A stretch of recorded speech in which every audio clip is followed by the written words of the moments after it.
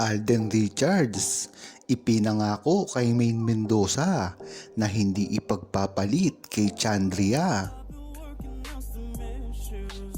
Tinago ko nga ang pangalan mismo ni Catherine Bernardo sa kanyang tunay ding pangalan na Chandria para ito ay hindi na sumikat pa. Ang ipinangako nga ni Alden Richards kay Maine Mendoza ay hindi kayang mabali. Dahil na rin ito sa tunay at legit na pangako ni Alden Richards noon pa man sa kalyeserye, at ito ay hindi lamang pangako para sa telebisyon. Ito ay totoong pangako sa kanilang personal na mga buhay. Kung matatandaan nyo, ay ang lahat ng mga ginagawa ni Maine Mendoza at Alden Richards ay hindi lamang ito para sa kalyeserye. Sinabi na ito at ipinaliwanag ni Alden Richards na kung ano ang nakikita nyo sa amin ni Maine Mendoza, ayun din ang tunay na feelings niya sa totoong buhay. Mahirap ngang dayain ang nararamdaman noon ni Alden Richards at Maine Mendoza sa isa't isa. Kaya talagang ang pangako nila ay totoo at kailanman ay hindi na mababali pa. Ganyan naman talaga si Alden Richards. Sa una pa lamang ay talagang nagpapakatotoo na. Kaya nga't kung mapapansin nyo, noon pa man at hanggang ngayon ay napakahalaga kay Alden Richards ng mga Aldab Nation. At ito ay talagang tinetreasure niya hanggang ngayon. Kaya ang pangako na ginawa ni Alden Richards ay nananatiling totoo at mahalaga pa rin pagdating kay Maine Mendoza. Kung mapapansin nyo, ay hindi na nagka-girlfriend si Alden Richards sa iba't ibang mga babae kahit pa sa mga nakatrabaho niya pagkatapos ng kalyeserye. Diyan nagpapatunay na talagang buong buo pa rin ang kanilang relasyon ni Maine Mendoza.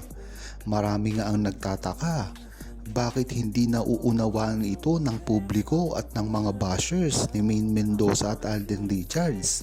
Kung hindi talaga tunay na magkarelasyon at mag-asawa si Maine Mendoza at Alden Richards, bakit hanggang ngayon ay wala pang inaamin si Alden Richards kahit man lang nililigawan? Kung talagang matalinong Aldab Nation ka ay alam mo ito at mararamdaman mo ang ginagawa ni Alden Richards at ito ay itinatago lamang sa publiko. Kung papipiliin ka, ano ang tunay mong paniniwalaan? Ang sinasabi niya na wala siyang relasyon ngayon? Or bakit hindi siya nanliligaw? Siyempre ang paniniwalaan mo dito ay ang totoo lamang. Dahil nagkakasaliwa-saliwa ang mga paliwanag ni Alden Richards pagpatungkol na ito sa kanyang love life. Hindi na maitatago ni Alden Richards ang tunay niyang relasyon kay Maine Mendoza dahil lamang sa pagsagot niya ng mga nakakaintriga na tanong. Kung tatanungin si Alden Richards kung may minamahal na ito, sasagot ito na meron. Ngunit bakit wala siyang nilalabas na pangliligaw sa ibang babae? Diyan mo talaga malalaman na totoo ang relasyon ni Maine Mendoza at Alden Richards at hindi lang pinagmamalaki ngayon ni Alden Richards. Ang dahilan nito ay hindi natin alam ang totoo. Ngunit napansin na yan ng buong Aldab Nation dati pa lamang. Nagsimula ito sa mga kontrata ni Alden Richards at Maine Mendoza. Kaya talagang buko na ang relasyon nila kahit anong sabihin pa na pangbaba sa kanila at paninira ng iba't ibang mga tao ay hindi na ito paniniwalaan ng buong Aldab Nation dahil mismong ang galaw ni Alden Richards ang nagpapatunay kung ano ang tunay na relasyon nila ni Maine Mendoza. Ayon kay Kanabun, kahit ano pang ang paninira kay Alden Richards at Maine Mendoza ay hindi ito nagtatagumpay.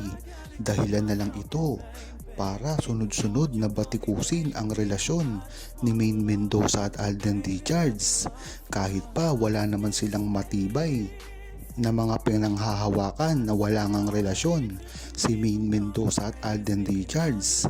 Ngayon nga ay talagang double time na ang mga naninira sa kanila. Meron dito nagpapakalat na merong relasyon si Alden Richards sa ibang mga babae at ganun din kay Maine Mendoza. Ito ay ang pagkadesperado nila dahil hanggang ngayon ay hindi pa nila napapatunayan na meron ngang relasyon at mag-asawa si Maine Mendoza at Alden Richards. Diyan mo malalaman na kung saan na lang sila gumagawa ng istorya at naghahanap ng mga kakampi nila para sirain ang relasyon ni Maine Mendoza at Alden Richards. Kung dati nga ay iisang grupo lang ang naninira sa kanila at ito ay ang mga fan ng mga Brand X. Ngayon naman ay nakahanap na sila ng mga kakampi na talagang gustong sirain ang relasyon ni Maine Mendoza at Alden Richards para na rin sa kapakanan nila, katulad ng mga Katden at mga Armin. Yan ang nabuong mga grupo simula nang mawala ang Kalye Serye na kahit ano namang gawin nila ay hindi sila magtatagumpay.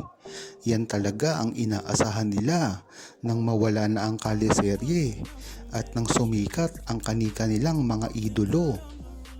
Siyempre nga naman ang alam nila, pagtapos ng Kalye Serye ay mawawala na ang pagsasama ni Alden Richards at Maine Mendoza at hindi nila inaasahan ang talino ng buong Aldam Nation na magsoko at patunayan kung ano talaga ang tunay na mamamagitan kay Maine Mendoza at Alden Richards sa simula pa lamang.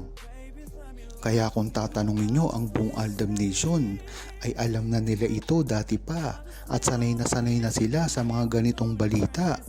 Kaya kung tatantyahin ng mga Aldam Nation ang ginagawa nilang ito ay hindi na rin bago sa kanila.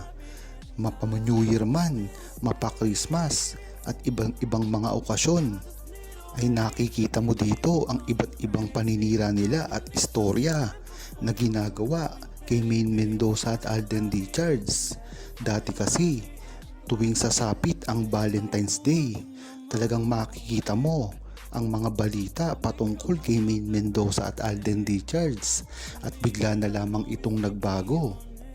Kaya sorry na lang sila, ang buong Aldam Nation ay nariyan pa rin at nakatindig sa relasyon ni Maine Mendoza at Alden Richards, lalong-lalo na ang mga OFW na talagang suportado si Maine Mendoza at Alden Richards sa simula pa lamang. Maganda ito na makita ni Alden Richards at Maine Mendoza na hanggang ngayon ay suportado pa rin sila ng buong Aldam Nation worldwide. Huwag kalimutang mag-subscribe, comment at i-like ang video na ito. Thanks for watching!